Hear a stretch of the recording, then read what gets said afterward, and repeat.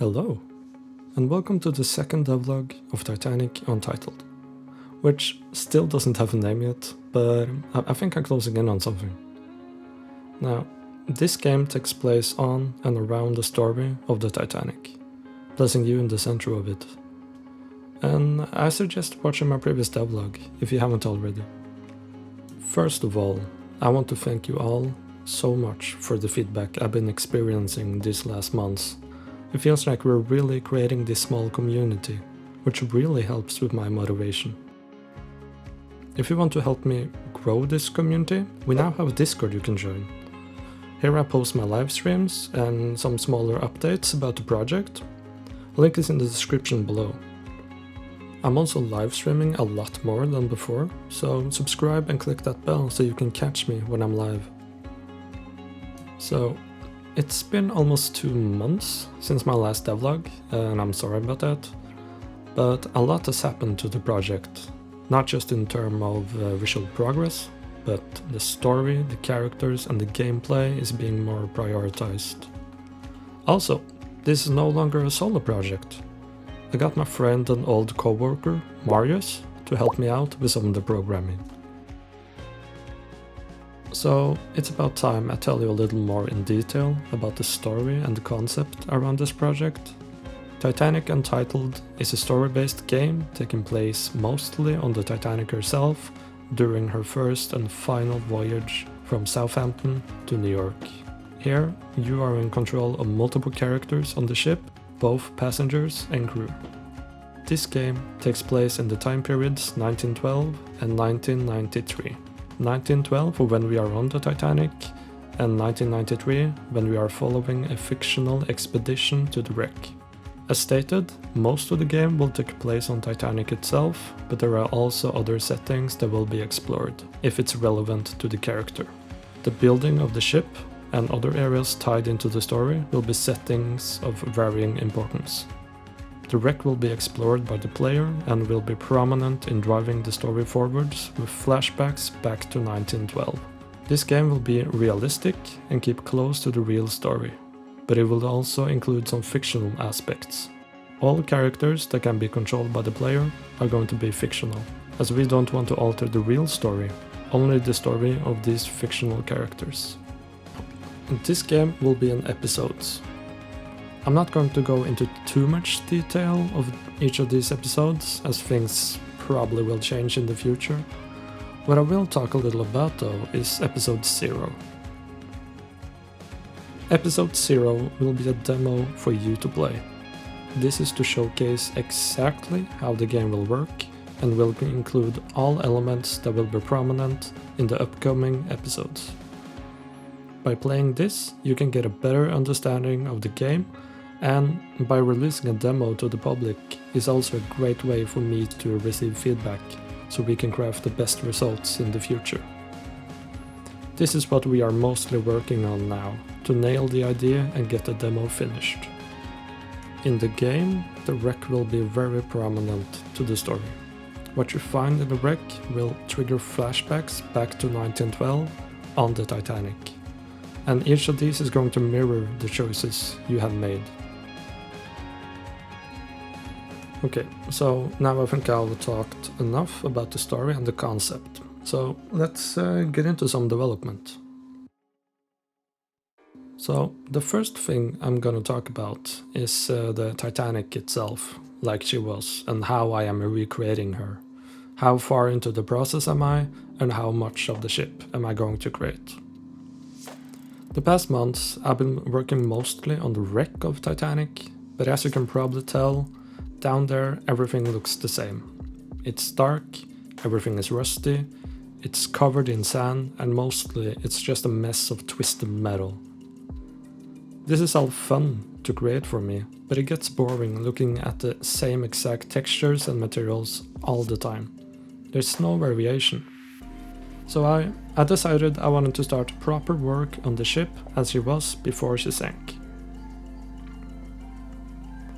And some of you have asked how I am planning to recreate the ship, so that's what I'll touch upon first. I am using a reference model that I bought from Home 3D. The model is okay, but it's really low quality, as you can see right there. But the pros about this model is that the scale and positioning is very accurate. There are some inconsistencies though. But this accuracy and the scale is the reason why I use a reference model. I can see exactly where the davits, funnels, lifeboats or benches are, and the size of them, allowing me to create a high quality model based on that reference.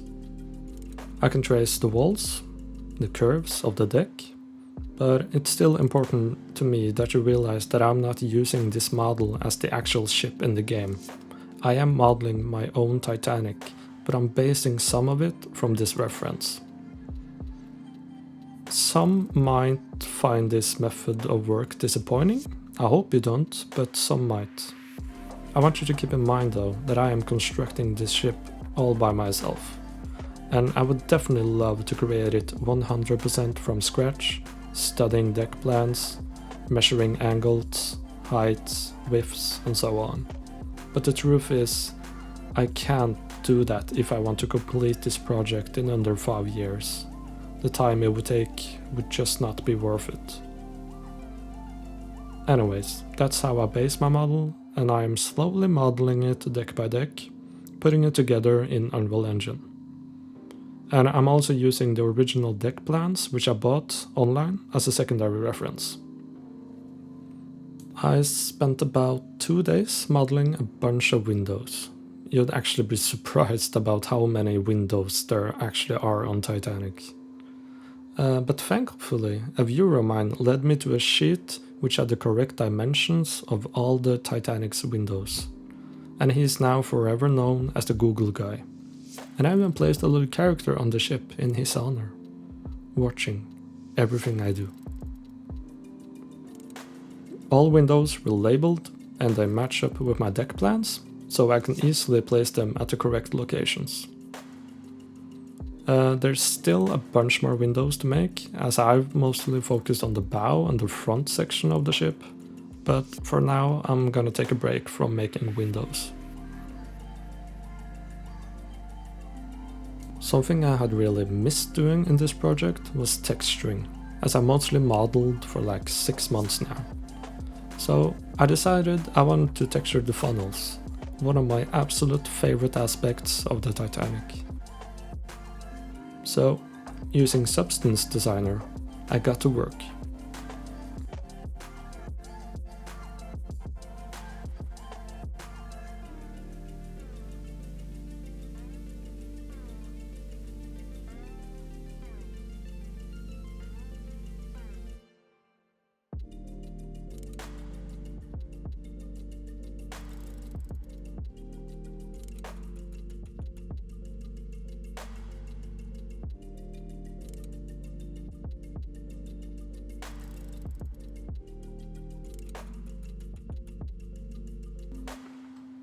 I had some trouble with the visuals of the funnel, specifically the paint. All the pictures of Titanic are obviously black and white, so it's really hard to get the coloration and the contrast right. Like, how glossy is it? How metallic? I knew the black paint was much more shiny than the orange, as seen in this photo, but I had a really hard time getting the right look for the orange. Thankfully, the Google guy made a promising return. He guided me to the actual hex code of the orange, which was just perfect.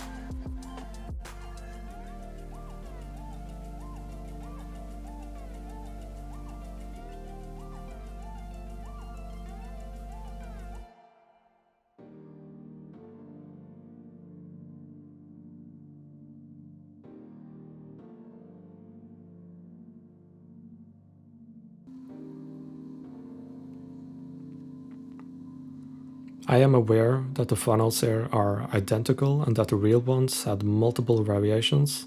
That is something I'm definitely gonna fix in the future though. But I was really happy with the results of these funnels. They made the whole scene so much better. Some months ago, I actually textured the lifeboats as well, but I never made a video about it. So here's some footage of that process.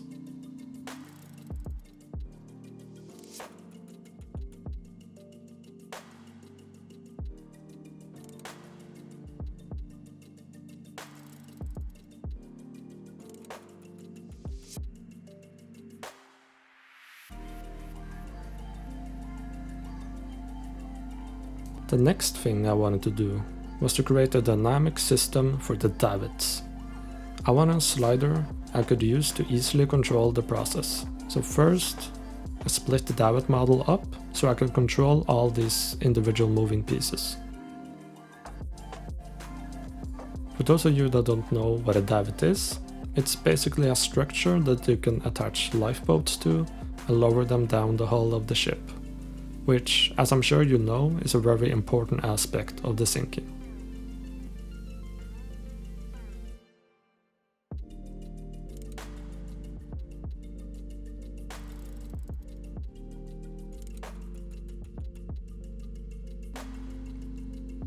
And then I made a blueprint that controls the maximum and the minimum angles and positions based on that slider. And now we got this.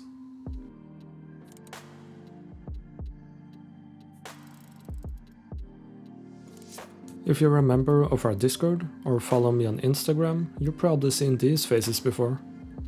These are 4 of the characters prominent in the 1993 storyline. There are more characters, but these 4 are the ones that are actually developed. We will get to know these guys better, eventually. I'm using MetaHuman to create these characters, Unreal Engine's new character creator. This lets you create photorealistic characters fully rigged, which means they're ready for animation straight out of the box.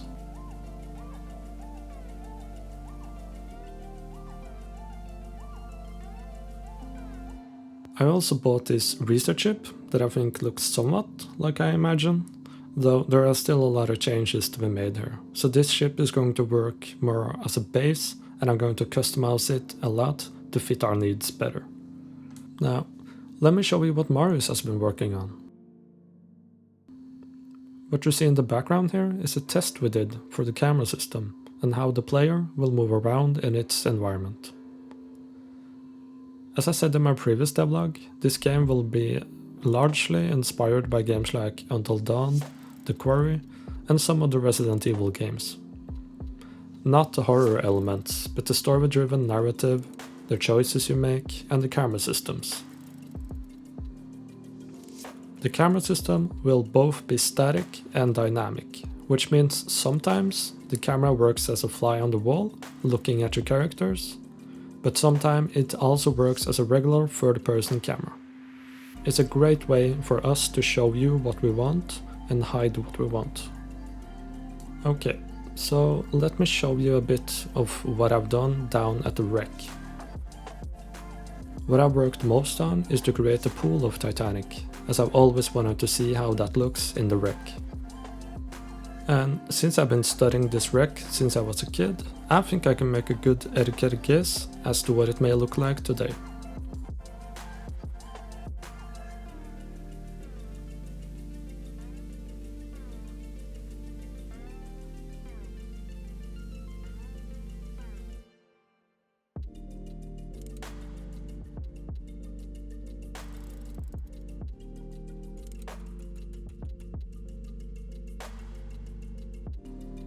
And I know my fellow Titanic enthusiasts are pulling their hair out right now, because the pool, as we know, is not accessible in the wreck. It is blocked by a watertight door, we can't get in and we have never seen it. But don't worry, I do have an explanation for this in the game, but that will spoil the story, which I'm not going to do. This is a video game after all, so I do want to show you things that just aren't possible, while still making it believable.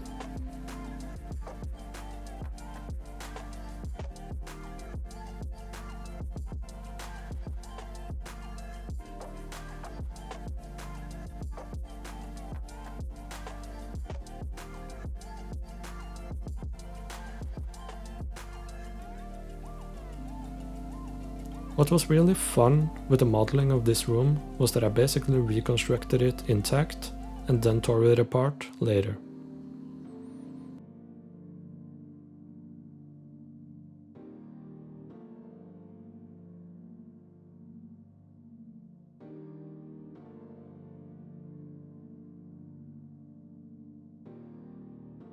Most of what I did here was just twist the metal structure, rupture a hole in the roof, fill the pool with sediment, and generally damage everything that made sense. The process of texturing and applying materials to this was also a lot of fun. I made a dynamic material for the whole wreck, which gives me control of how much rust, damage, and sediment are applied to the surfaces. The sediment is also made to only appear in nooks and crannies or on top on flat surfaces.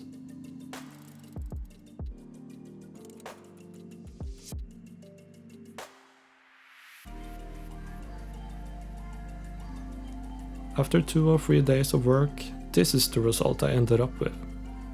It's still not finished, I still want to improve the texturing in the future, but I'm not going to polish this area just yet.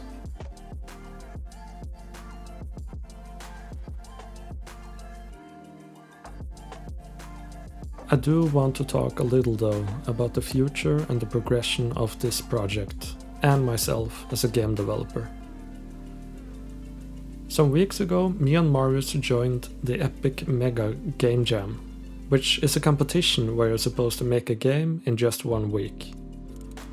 We worked hard that week, and we delivered our project Drowning Chaos, which is a 2D platformer where the goal is to get to the end of the level as fast as possible. But along the way, you can pick up orbs to give yourself a buff or the other player a debuff, such as spawning spikes under them or sending barrels exploding down on them. We had a lot of fun and we're sure to join other game jams in the future. Funnily enough, Drowning Chaos turned out to be my first released game. Now, this Titanic project will take years to complete. There's no doubt about it. The ideas and ambitions I have is a huge challenge to complete. I am working on this project every day, multiple hours at a time, and I'm having a lot of fun. But I'm going to be more careful as I don't want to stress the project or myself. The week we worked on Drowning Chaos was a fun break from Titanic, and I could go back to Titanic with a fresh mindset and just a little more knowledge of game design. I have worked in the media, game and 3D industry for 6 years, but I still have a lot to learn, and I will be taking breaks from Titanic to work on other projects in the future. Not just because a creative break is necessary now and then, but also because I'm learning so much from other projects that definitely will benefit this project. If you're here only for the Titanic project though, don't be alarmed. This project has been my dream project ever since I was a kid, and no matter how long it takes, or no matter what happens, I will complete it. Thank you all so much for watching this second devlog of my project. I hope you enjoyed it. I'm still fairly new to this YouTube thing, writing script, editing videos, and even just recording my voice. I'm really trying to get my strong Scandinavian accent more understandable, but it is what it is. All feedback from you guys will help me out.